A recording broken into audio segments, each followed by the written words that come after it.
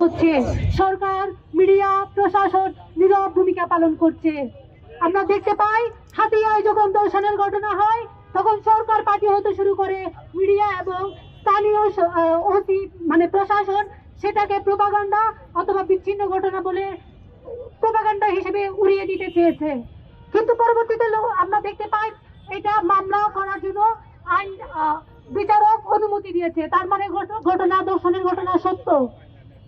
এর পরবর্তী আমরা লক্ষ্য করি রামপুরায় শিশু দর্শনের মতো ঘটনা হয়।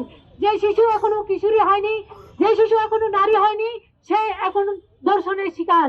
এই বাংলাদেশ সেই শিশুকে, সেই শিশুর মাকে, আগামী প্রজন্মকে কি জবাব দিবে? আমরা দেখতে পাই আমাদের নরসিংদীতে যখন দর্শনের ঘটনা হয় তখন দর্শিতাকে বলা হয় আপনি মেনে নেন। 2000 টাকার বিনিময়ে স্থানীয় মেম্বার তাকে বলা হয় আপনি এলাকা ছেড়ে দেন। সেই জায়গায় আমরা দেখতে পাই যে দর্শিতার পিছনে দর্শক যারা, তাদের পিছনে একটা রাজনৈতিক গ্রুপ জড়িত।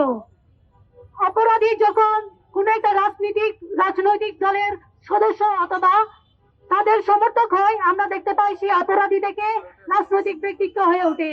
তার বিচার আমরা বাংলাদেশে দেখতে পাই না।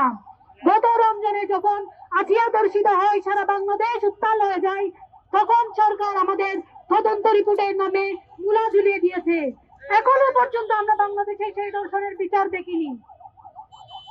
এই যে দর্শন, চাঁদাবাজ, খুন সবকিছুর পেছনে রাজনৈতিক পরিচয় আসার পর অপরাধী যে পরিচয় সেটা বিলুপ্ত হয়ে যায়। এর কারণে বাংলাদেশে দর্শন, খুন, চাঁদাবাজের মতো ঘটনা বারবার ফিরে আসতেছে। আমরা নতুন সরকারের নিকট আহ্বান করব, আপনারা অপরাধীকে অপরাধী হিসেবে বিবেচনা করে শাস্তি